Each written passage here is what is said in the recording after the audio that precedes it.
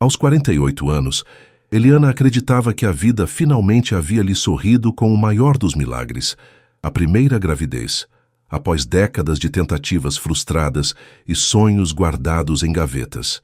Em meio ao calor vibrante de Salvador, ela caminhava para a clínica com o coração transbordando de esperança, sem imaginar que o gel frio do ultrassom revelaria muito mais do que o pulsar de uma nova vida. O que a médica descobriu naquela sala silenciosa não era apenas um diagnóstico médico, mas a peça central de uma traição meticulosa e cruel que transformaria o amor de Eliana em um desejo ardente por justiça. Antes de começarmos essa história incrível, não se esqueça de curtir o vídeo, se inscrever no canal e contar pra gente nos comentários de onde você está ouvindo essa história. O sol de Salvador não pede licença. Ele invade as frestas, aquece o asfalto e faz a umidade da Baía de Bissinceo todos os santos grudar na pele como uma segunda camada de saudade. Eu me chamo Eliana e aos 48 anos eu já tinha aceitado que meu útero era um deserto. Foram 2 décadas de tentativas, choros abafados no travesseiro e uma fortuna gasta em clínicas de fertilidade que me prometiam o mundo e entregavam apenas resultados negativos em envelopes brancos e frios. Meu marido, Bernardo, sempre foi meu porto seguro, um homem de fala, mansa, arquiteto respeitado, que segurava minha mão a cada decepção e dizia: Lili, nosso amor basta. Eu acreditava, como eu acreditava nele. Quando a menstruação atrasou, achei que era a menopausa batendo à porta, finalmente encerrando meu ciclo de expectativas frustradas. Mas o enjoo que senti ao sentir o cheiro do acarajé na esquina da nossa casa, no Rio Vermelho, era diferente. Era uma náusea visceral, acompanhada de uma tontura que me fez sentar no meio-fio. Fiz o teste de farmácia sem contar a ninguém. Quando as 2 linhas rosas apareceram, eu caí de joelhos no chão de cerâmica do banheiro. Um milagre. Aos 48 anos, a vida florescia em mim. Eu queria gritar, queria ligar para o Bernardo, mas decidi esperar. Queria a confirmação oficial, a primeira imagem, o primeiro som do coração. A clínica da dor. Beatriz Menezes ficava no caminho. Das árvores, um prédio espelhado que refletia o azul implacável do céu baiano.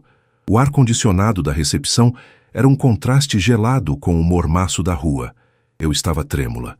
Minhas mãos suavam enquanto eu apertava a alça da minha bolsa de couro. Dona Eliana, pode entrar, disse a recepcionista.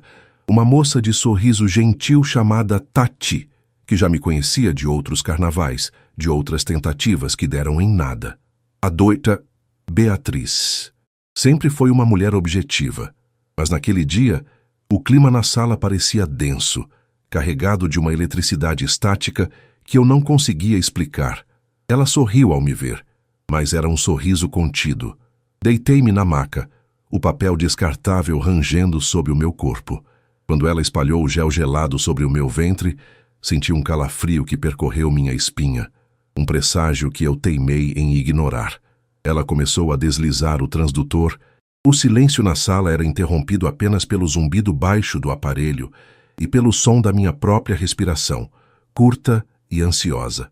Eu olhava para o monitor, tentando decifrar as manchas cinzas e pretas, buscando o feijãozinho que mudaria minha vida. De repente, a mão da doutora. Beatriz parou. O silêncio mudou de natureza. Não era mais o silêncio da concentração. Era o silêncio do choque. Ela franziu o senho, ajustou o brilho da tela, moveu o transdutor com uma urgência quase violenta. Eu vi quando a cor abandonou o rosto dela. Draça Beatriz ficou pálida, uma palidez que contrastava com seu batom terracota. Doutora, está tudo bem com o bebê? Perguntei, minha voz saindo num sussurro estrangulado. O medo era uma garra apertando minha garganta. Ela não respondeu de imediato. Tirou o transdutor, limpou o gel da minha barriga com uma rapidez mecânica e disse, sem me olhar nos olhos: Eliana, limpe-se e venha até a minha mesa. Agora. Minhas pernas estavam fracas. Eu me limpei como pude, as mãos trêmulas derrubando os lenços de papel. Sentei-me diante dela. A mesa de madeira escura parecia um abismo entre nós. A doente Beatriz suspirou. Olhou para a porta para garantir que estava fechada e se inclinou para a frente. Eliana, Você é minha paciente há 10 anos. Eu conheço sua luta. Mas o que eu vi naquele monitor e o que eu tenho aqui nos arquivos da clínica sobre o seu prontuário familiar, ela hesitou, as mãos entrelaçadas sobre um envelope pardo. Você precisa me ouvir com muita atenção. Você precisa sair daquela casa hoje. Vá para a casa de sua irmã em Lauro de Freitas, ou pegue um voo para qualquer lugar. Peça o divórcio imediatamente, antes que o Bernardo saiba que você esteve aqui. O mundo girou. O quê? Do quê? Você está falando de Beatriz? O Bernardo ama esse bebê tanto quanto eu. É o nosso sonho. Ela soltou uma risada amarga que soou como um estalo seco na sala. Sonho. Eliana, abra este envelope. São cópias de exames e registros de uma clínica de urologia na Barra. O Bernardo não sabe que eu tenho acesso a esse sistema integrado de alguns convênios premium. Com os dedos gelados, eu puxei as folhas. Meus olhos demoraram a focar nas letras miúdas. Eram relatórios médicos. Paciente, Bernardo Cavalcante. Data, 3 anos atrás. Procedimento, vasectomia bilateral definitiva. O laudo de acompanhamento mostrava azoospermia, 0 espermatozoides. Meu coração martelava contra as costelas. Ele fez uma vasectomia, sem me falar. Mas então, como eu estou grávida? Eu jamais estive com outro homem, Beatriz. Você me conhece. A doutora segurou minha mão com firmeza. Seus olhos fixos nos meus, cheios de uma piedade que me deu nojo. Eu sei que você não o traiu, Eliana. É por isso que o que eu vi no ultrassom é um crime. O que o Bernardo fez com você. O que ele plantou em você sem o seu conhecimento. Eliana, o seu marido é um monstro. Ele usou o seu desejo de ser mãe para uma experiência doentia. Esse embrião não foi concebido naturalmente e não foi fruto de um milagre. Olhe para a segunda folha. Ao virar a página, vi uma nota fiscal de um laboratório de biotecnologia clandestino com o nome de Bernardo como pagante. O item descrito era transferência de material genético experimental. O sangue subiu para a minha cabeça com tanta força que meus ouvidos começaram a zunir. Ele tinha me drogado, tinha me usado como um laboratório vivo enquanto eu dormia, acreditando que ele era o homem perfeito. A traição não era apenas carnal, era uma violação da minha alma e do meu corpo. O ódio, um sentimento que eu raramente cultivava, começou a borbulhar como lava dentro de mim. O Bernardo não queria um filho. Ele queria um troféu, uma experiência, e ele tinha usado minha maior vulnerabilidade para isso. Olhei para a Dortira Beatriz e meus olhos, antes cheios de lágrimas de alegria, agora eram puro gelo. A vingança começou a ser desenhada na minha mente antes mesmo de eu sair daquela cadeira. Saí da clínica da dor, Beatriz cambaleando, como se o asfalto quente da Avenida Tancredo Neves tivesse se transformado em areia movediça. O mormaço de Salvador, que antes me parecia um abraço familiar, agora sufocava. O ar estava pesado, com aquele cheiro característico de combustível misturado à maresia que sobe da cidade baixa, mas meus pulmões pareciam recusar o oxigênio. Entrei no meu carro, um SUV prateado que Bernardo insistira em comprar para a minha segurança, e tranquei as portas. O clique das travas ecoou como o fechamento de uma cela. Eu olhava para o envelope pardo no banco do passageiro como se fosse uma bomba prestes a detonar.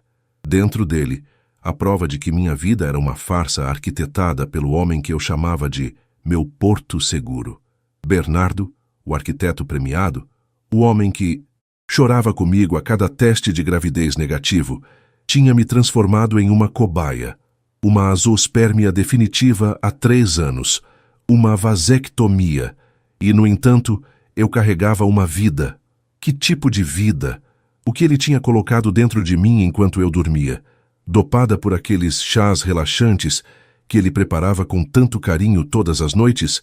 Liguei o motor e dirigi sem rumo por um tempo, passando pelo Jardim de Alá, vendo as palmeiras vergarem com o vento que vinha do Atlântico. Eu precisava de ar, mas também precisava de silêncio. Acabei parando no estacionamento do Farol da Barra. O som das ondas batendo contra as pedras sempre me acalmava, mas hoje o barulho do mar parecia o rugido de uma fera ferida. Meu próprio útero parecia um território invadido. A alegria de ser mãe que durou apenas 40 minutos, tinha sido substituída por um horror frio e cortante. Peguei o celular. Minha primeira reação foi ligar para ele e gritar, exigir explicações, mas a voz da doutora Beatriz ecoava na minha mente. Saia daquela casa hoje, peça o divórcio imediatamente. Mas o divórcio era pouco. O divórcio era civilizado demais para o que ele tinha feito. Ele violou meu corpo, minha confiança e meu sonho mais sagrado. Eu não queria apenas o fim do casamento. Eu queria que ele sentisse o chão sumir, sob os pés, assim como eu estava sentindo agora. Em vez de ligar para Bernardo, liguei para Ricardo. Ricardo não era apenas um advogado de família brilhante. Ele era meu amigo de infância, alguém que cresceu comigo nas ladeiras da Ribeira, dividindo picolés da sorveteria famosa e sonhos de um futuro melhor. Ele me atendeu no segundo toque. Lili? Oxe, que milagre! Como está essa força? A voz dele era o sotaque de casa, o conforto que eu precisava. Ricardo, eu preciso de você. Não como amigo, mas como o advogado mais impiedoso que você consegue ser. Mas ninguém pode saber que nos falamos. Especialmente o Bernardo. Houve um silêncio do outro lado da linha. Ricardo me conhecia bem demais para saber que aquele tom de voz não era drama. Era guerra. Onde você está? Me encontra na Pequena Marina, perto do Solar do Unhão. Em 1 hora. Vou desmarcar uma audiência. Enquanto esperava o tempo passar, voltei para casa. O apartamento no Rio Vermelho era uma obra de arte. Bernardo o projetou para ser nossa moldura. Pisos de mármore, móveis assinados, uma vista de tirar o fôlego para o mar. Agora, tudo aquilo parecia cenário de um filme de terror. Entrei e o cheiro de lavanda do aromatizador de ambiente me deu náuseas. Fui direto para o escritório dele. Bernardo era metódico. Tudo tinha um lugar. Mas eu sabia onde ele guardava as chaves reserva do cofre, embutido atrás da coleção de livros de arquitetura modernista. Minhas mãos tremiam tanto que deixei a chave cair 2 vezes. Quando finalmente abri, não encontrei apenas papéis de imóveis. Encontrei um tablet criptografado e um diário de anotações técnicas. E paciente 01, ciclo de implantação. Meu nome estava lá. Datas, dosagens de sedativos, reações hormonais. Ele não estava apenas tentando ter um filho. Ele estava testando um protocolo de biotecnologia experimental para uma empresa estrangeira. Ele estava sendo pago para me usar. Cada "eu te amo" antes de eu apagar na cama era uma mentira paga em dólar. Ouvi o som da chave na porta da frente. Meu coração disparou. Era ele. Bernardo chegou mais cedo. Lili, meu amor, você está em casa? A voz dele era doce, carregada de uma ternura que agora me fazia querer vomitar. Fechei o cofre rapidamente, deslizei os livros para o lugar e saí do escritório tentando parecer normal. Ele estava parado no corredor, tirando o paletó de linho bege, impecável como sempre. O sorriso dele era largo, os olhos brilhando com aquela falsa bondade. Oi, Cal, querido. Sim, cheguei agora há pouco. A consulta demorou, eu disse, forçando um sorriso que deve ter parecido uma careta. Minhas unhas estavam cravadas nas palmas das mãos para impedir que eu avançasse no pescoço dele. E então, ele se aproximou, colocando as mãos nos meus ombros. O toque dele queimava como ácido. O que a Beatriz disse? Vimos nosso milagre no monitor? Ela disse que ainda é muito cedo, que precisamos repetir em 2 semanas. Menti com uma perfeição que eu não sabia que possuía. A adrenalina estava me transformando em uma atriz de primeira linha. Ah, que pena. Eu estava ansioso. Mas não se preocupe, meu bem. Tudo vai dar certo. Eu cuido de você, lembra? Vou preparar aquele chá especial de camomila com mel para você descansar. Você parece tensa. Não precisa, Bernardo. Eu tenho que sair. Esqueci que prometi ajudar minha irmã com uns documentos em Lauro de Freitas. Devo dormir por lá. O trânsito na paralela está impossível por causa da chuva que ameaça cair. Ele franziu o senho, apenas por um segundo. Um lampejo de desconfiança cruzou aqueles olhos castanhos, mas logo sumiu. Tudo bem, vá com cuidado. Mas me ligue assim que chegar, ok? Saí de casa com apenas a bolsa e o envelope. Não levei roupas, não levei nada que me prendesse àquela vida de mentira. Ao entrar no carro, as primeiras gotas de uma chuva pesada de verão começaram a castigar o para-brisa. Dirigi até o solar do Unhão, onde Ricardo já me esperava sob um guarda-chuva grande. Sentamos em uma mesa isolada de um café ali perto. Mostrei a ele os documentos da DI, Beatriz, e contei sobre o que vi no cofre. Ricardo, que já tinha visto o pior do ser humano em tribunais de família, ficou boquiaberto. Isso é crime, Eliana. É cárcere privado psicológico, lesão corporal grave, violação de protocolo médico, e isso é só o começo. Se ele está recebendo dinheiro para testar isso em você, estamos falando de conspiração internacional. Eu não quero só prender ele, Ricardo. Eu quero que ele perca a licença. Quero que ele perca cada centavo e quero que aquela empresa que o financia seja exposta. Ele acha que sou a paciente 01. Ele não faz ideia de que a cobaia acabou de aprender a morder. Ricardo segurou minha mão. Vai ser perigoso. Se ele descobrir que você sabe, ele pode tentar algo mais drástico. Precisamos de provas físicas daquele tablet e do diário. E você precisa decidir o que fazer com a gravidez, Eliana. É um processo complexo. Olhei para a minha barriga, ainda plana. O conflito interno era uma tempestade pior do que a que desabava lá fora. Aquela vida era inocente, mas era o fruto de um estupro médico, de uma traição sem precedentes. Mas antes de decidir meu destino, eu precisava garantir que o destino de Bernardo fosse o inferno. Eu vou voltar lá amanhã quando ele estiver no escritório, eu disse, minha voz agora firme como o aço. Vou pegar tudo. E Ricardo, prepare o processo de divórcio mais sangrento da história desta cidade. Mas guarde o trunfo para o final. Eu quero ver a cara dele quando ele perceber que o arquiteto da própria ruína foi ele mesmo. Amanhã, em Lauro de Freitas, nasceu cinzenta, abafada, com aquele mormaço que parece pesar nos ombros e dificultar a respiração.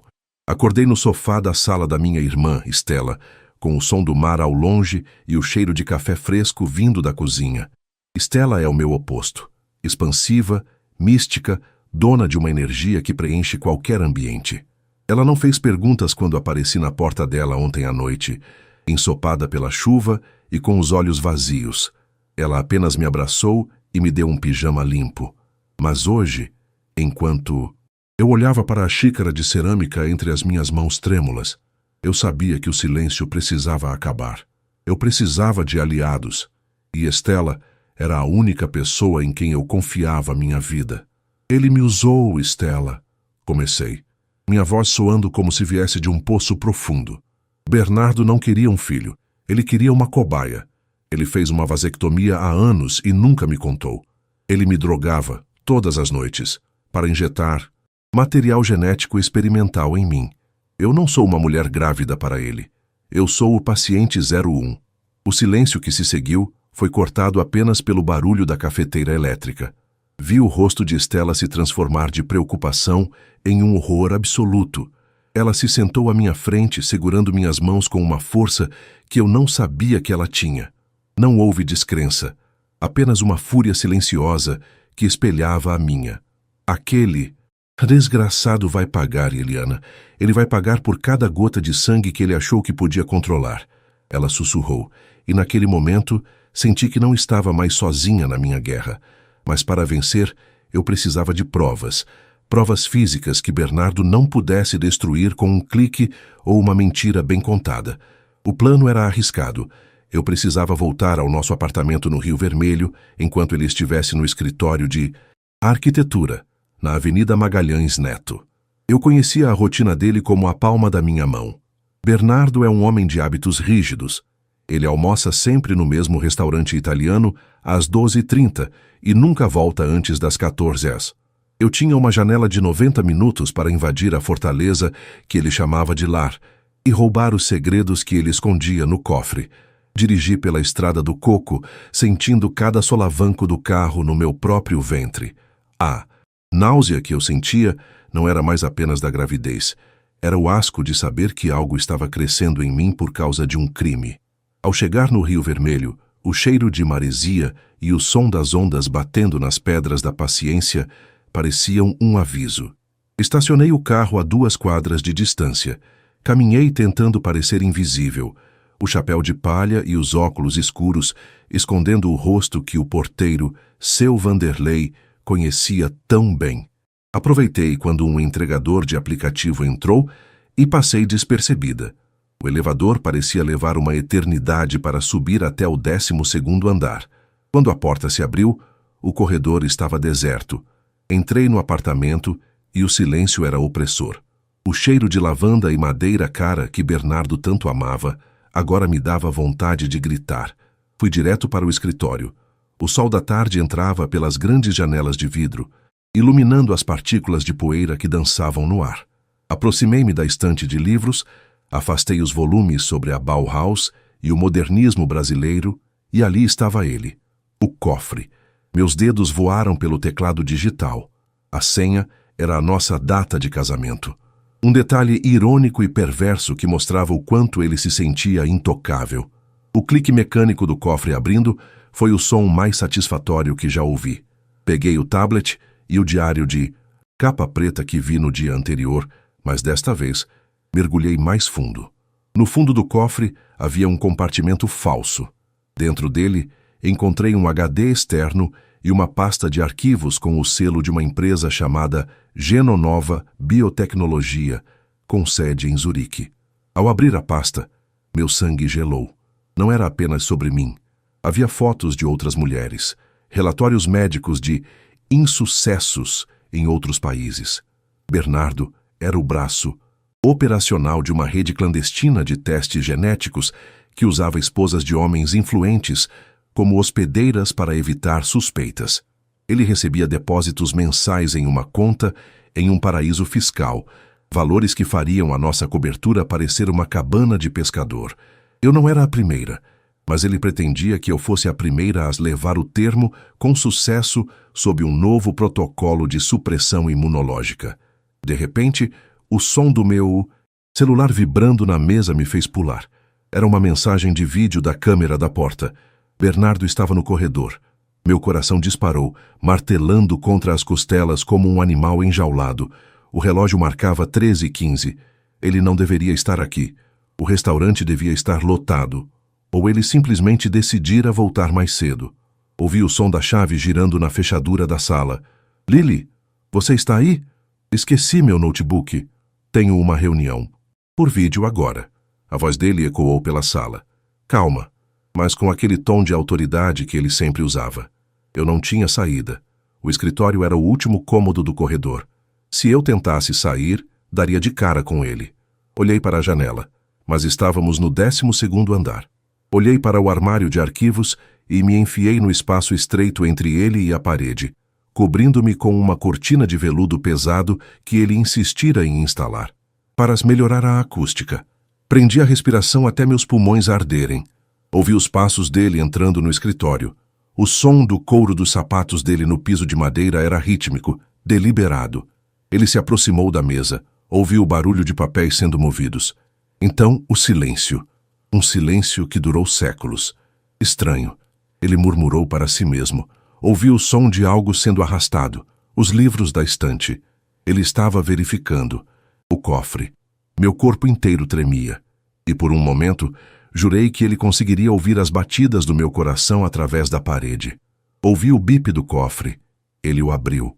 O grito sufocado de fúria que ele soltou transformou o homem educado que eu conhecia em um monstro audível.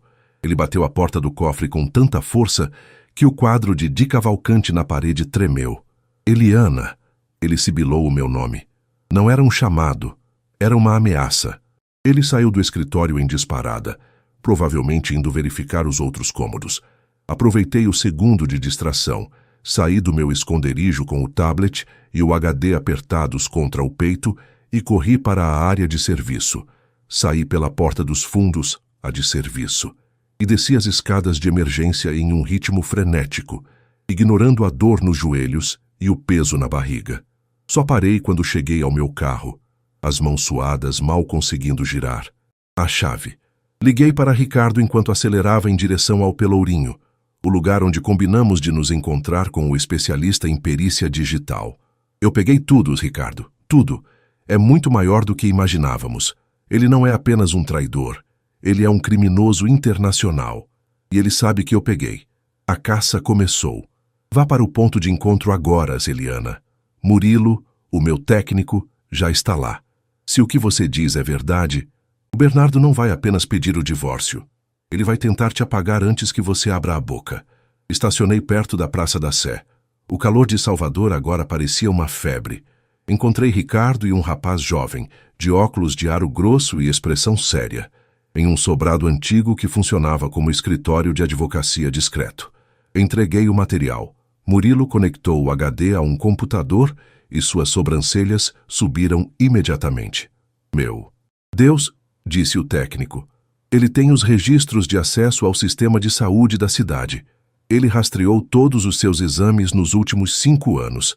Eliana, ele sabia o dia exato da sua ovulação, a dosagem exata de cada sedativo. Mas olhe isso aqui. O protocolo Genonova não é para criar um bebê saudável. É para criar um doador de medula compatível com um cliente específico na Europa.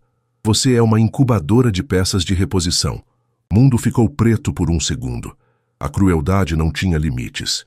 Olhei para Ricardo, e a vulnerabilidade em meus olhos deu lugar a uma determinação cega. Ricardo, esqueça o divórcio amigável. Eu quero que você use esses dados para congelar cada conta dele no exterior. Eu quero que você vaze anonimamente para o Conselho de Arquitetura que ele usou fundos de projetos públicos para financiar esses experimentos. E Murilo, você consegue enviar esse diário para a Polícia Federal e para a Interpol ao mesmo tempo? Com um clique, Murilo respondeu, os dedos já voando pelo teclado. Então espere, eu disse, segurando o braço dele. Eu quero que ele sofra a agonia da espera primeiro. Quero que ele sinta o que eu senti. O medo de não saber o que vai acontecer no próximo segundo. Vamos enviar a primeira prova apenas para ele. Uma foto da página do diário onde ele descreve como me drogava. Vamos ver como o grande arquiteto lida com o desabamento do próprio castelo. O sol começava a se deitar atrás da linha do horizonte na Baía de Todos os Santos, tingindo o céu de um laranja quase violento, a cor das feridas que ainda não cicatrizaram. Eu estava sentada em um dos bancos de cimento do Museu de Arte Moderna, o solar do Unhão. O som das ondas batendo suavemente no cais abaixo era o único ritmo que acalmava meu peito. Eu segurava o celular com a mão firme, assistindo ao ícone de digitando na conversa com Bernardo. Murilo e Ricardo estavam a poucos metros, fingindo serem turistas apreciando a vista, mas eu sabia que eles estavam prontos. O plano estava em marcha, e o arquiteto da própria destruição estava prestes a cair. Enviei a primeira foto. Era a página 42 do diário dele, onde ele detalhava a dosagem do sedativo que misturava no meu chá de camomila. Dormiu em 10 minutos. Procedimento de inserção realizado sem intercorrências. Paciente 01 estável. A resposta dele veio em segundos, mas não foi por texto. Ele ligou. Eu atendi, sentindo o vento salgado de Salvador bagunçar meu cabelo, mas sem desviar os olhos do mar. Eliana, onde você está? Que brincadeira de mau gosto é essa? A voz de Bernardo estava trêmula, despojada daquela arrogância polida que ele ostentava nos coquetéis do Rio Vermelho. Isso é montagem? Quem te deu isso? Não é brincadeira, Bernardo. E não é montagem. É a sua letra, o seu plano, a sua alma podre exposta em papel e caneta. Eu disse, minha voz saindo tão fria quanto a brisa que soprava da água. Eu estou no MAM. Venha me encontrar agora. Se você tentar chamar alguém, ou se não aparecer em 20 minutos, o próximo envio não será para o seu celular, mas para o Ministério Público e para todos os seus contatos da Genonova em Zurique.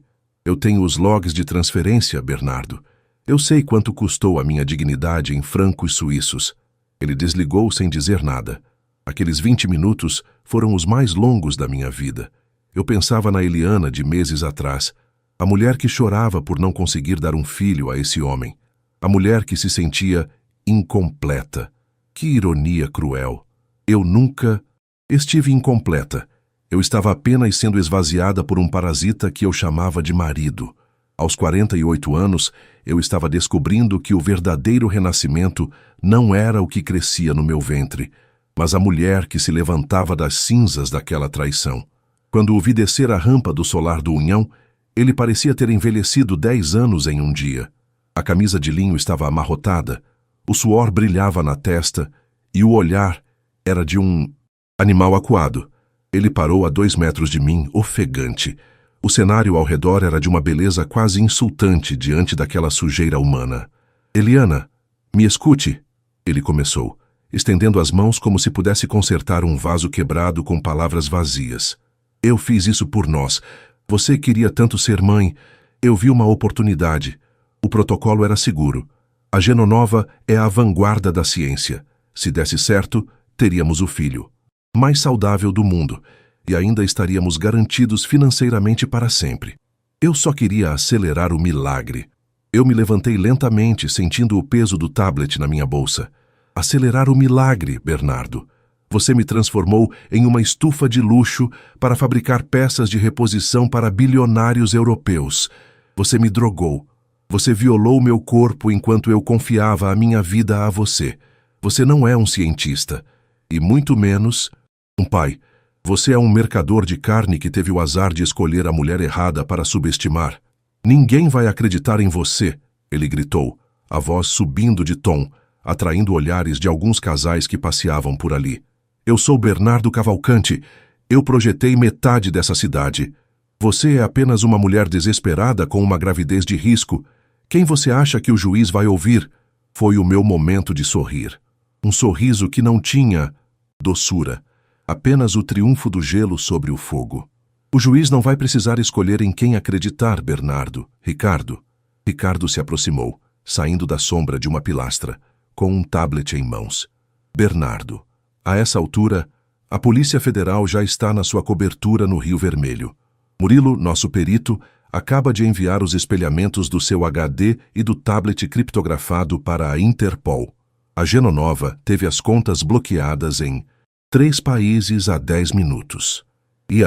Eu tomei a liberdade de enviar uma cópia do seu laudo de vasectomia para o Conselho de Arquitetura, junto com o histórico de como você desviou verba do projeto do novo hospital municipal para pagar seus insumos clandestinos.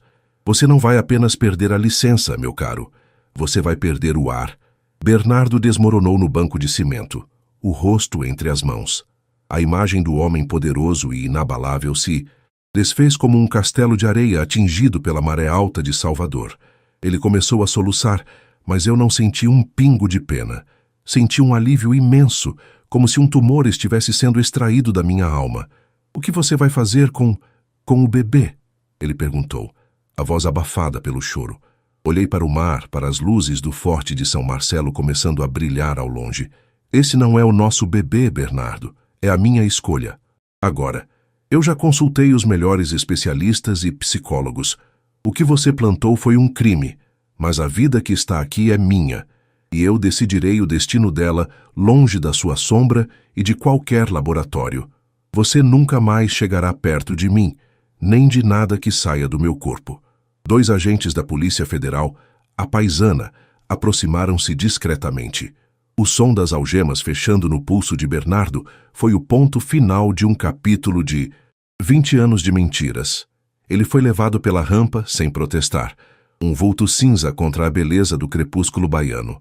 1 ano depois, o sol de Salvador continua o mesmo, mas eu sou outra. O apartamento no Rio Vermelho foi vendido. Eu não queria um centavo que viesse daquela conta suja. Então doei o valor para uma fundação que ajuda mulheres vítimas de violência obstétrica e médica. Agora moro em uma casa pequena e arejada na Ribeira, perto de onde cresci. O barulho dos saveiros e o cheiro de peixe fresco são meus novos companheiros. A gravidez foi o processo mais difícil da minha vida. O material genético era, de fato, experimental e trazia riscos imensos.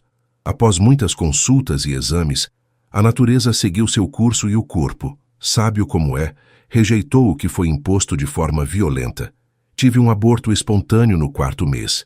Chorei, sim, mas não chorei pela perda de um filho. Chorei pela limpeza final. Chorei por cada gota de veneno que saía de mim. Bernardo está cumprindo pena em uma unidade prisional de segurança máxima, enfrentando processos por crimes contra a dignidade humana e corrupção. A Genonova foi desmantelada após um escândalo internacional que abalou a comunidade científica. Hoje, aos 49 anos, estou sentada na varanda da minha casa, tomando um suco de cajá gelado. Não tenho marido, não tenho o milagre que o mundo me cobrava, e não tenho mais medo. Tenho a minha liberdade, o meu nome limpo e a certeza de que a maior vingança não foi ver Bernardo atrás das grades, mas sim me olhar no espelho e ver uma mulher que não pertence a ninguém além de si mesma. A vida em Salvador recomeça a cada maré, e a minha, finalmente, encontrou águas calmas.